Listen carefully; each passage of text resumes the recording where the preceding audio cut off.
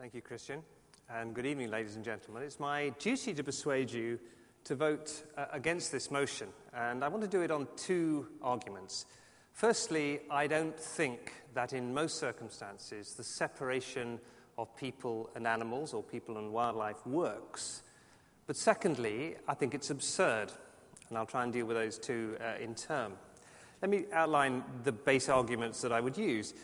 There are circumstances where people and animals need to be separated, where animals are very dangerous to people, and Valmix talked very passionately and quite rightly about tigers, which are extremely dangerous to people, and where people are very threatening to animals, and there are lots of circumstances where that's the case. There are cases where that's true, but as a general proposition, this proposal is absurd, for various reasons. You have to think about animals not simply as the charismatic, big, furry mammals that we all tend to think of first when we think of conservation. Pandas, tigers, elephants. Actually, elephants aren't very furry, but you know what I mean.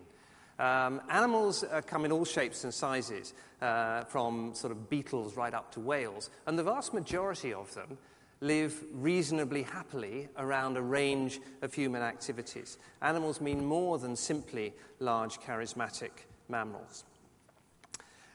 So vulnerable people need to be protected from some animals, some large mammals in particular, like elephants, like tigers, but they don't necessarily need to be separated totally. And to give you an example of why that's the case, we fill our zoos and national parks with people.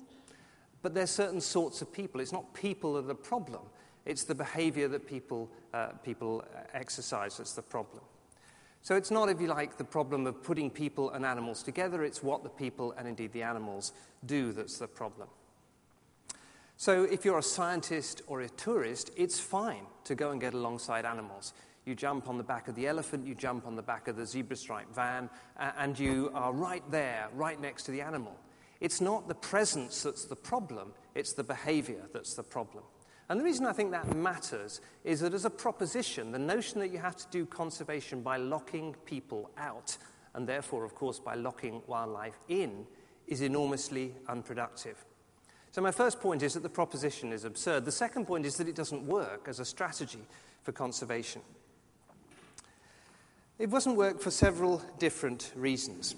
It doesn't work because people have rights that need to be respected, and they have needs that they have a right to have taken into account.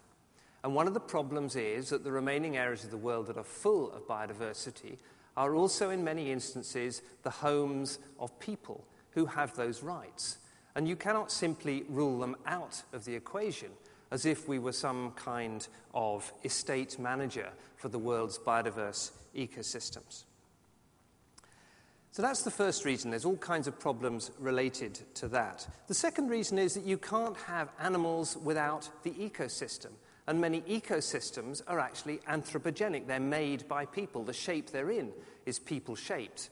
Now that's true, of course, of central Bristol, which is perhaps not, I say this as a visitor to the city, perhaps not a particularly biodiverse place. But it's also true, and in a much more useful way, of all kinds of other ecosystems. They're created by people. They're fashioned by people. Their biodiversity is actually created by human action. Now, we're very familiar with that in countries like the UK. Almost all of our sites of special scientific interest and other designated sites are actually anthropogenic. They're places where people have fashioned the ecosystem. A chalk grassland, for example, is a human-made ecosystem. Actually, it's made by our grazing animals historically over time, sheep in particular. But nonetheless, it's human management that's driven that. And so is the Serengeti. It's a managed ecosystem. And people have been traditionally part of that ecosystem. And you need, if you like, to take account of that human action, that human involvement, in order to preserve the ecosystem, in order to preserve the biodiversity. Which is not to say that people can and should enter every protected area in the world and do what on earth they like.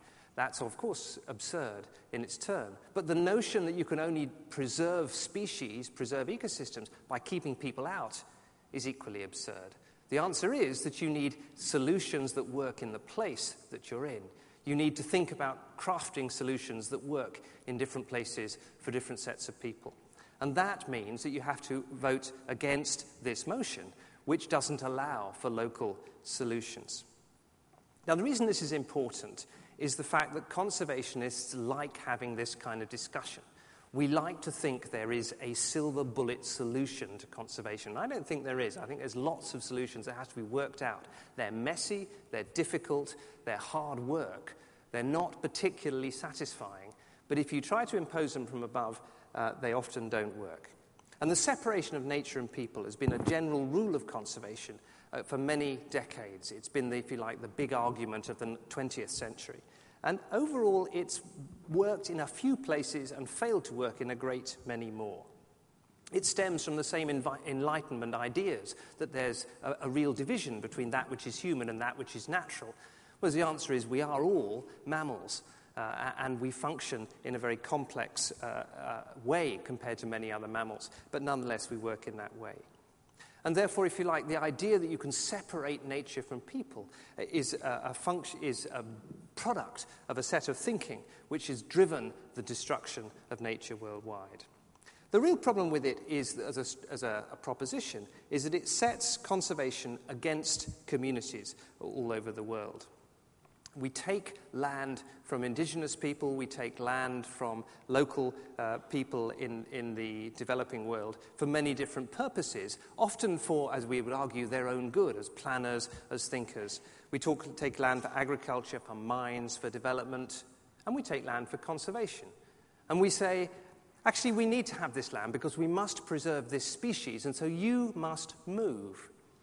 And historically, we've done that with considerable lack of attention to the needs and rights of the people that we move. And indigenous peoples' movements are, quite rightly, very vociferous at the moment for saying, actually, that has to stop. That's not a practice that works. It's not right. The rights of people are ignored in this kind of process. It's a particular problem for indigenous people, but not just indigenous people. It's a problem for all kinds of rural people. And interestingly, this strategy is turning its back on 20 years of experience with what's broadly called community conservation. Now, I have to say, I think conservationists were very naive about community conservation in the 80s when we started to think this was the silver bullet. Hey, all we have to do is go out of the protected area and kind of cuddle people. And it'll all be all right. We can explain to them that there's going to be tourists, there's going to be trickle-down, lots of economic benefits. We were naive, it didn't always work. But nonetheless, this notion that you have to lock people and nature apart, I think, is one that flies in the face of quite a number of success stories around the world at making these things work. And therefore, actually, this strategy of separating people from animals or separating people from natural ecosystems, I think that strategy is ultimately totally self-defeating. So, as a strategy, it might work for some charismatic species and some threatened species, but as a general strategy, I think it will fail, and it fails expensively. We pour money into projects that do not work. And I have to say, it's no fun. It's not what I believe conservation is about. It's not about, which is about celebrating the diversity of the wild. It's about talking to people about why other species and other ecosystems in their dynamism and their non-humanness, why that's so enormously exciting. That's what matters. That's what we have to get across. And you're not going to do that if every conservationist is always a policeman.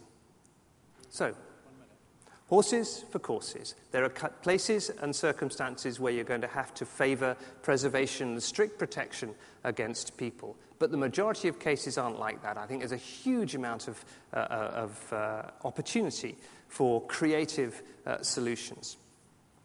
Do we want a world where animals are locked away in open-air zoos and only the rich and scientifically trained can go to see them?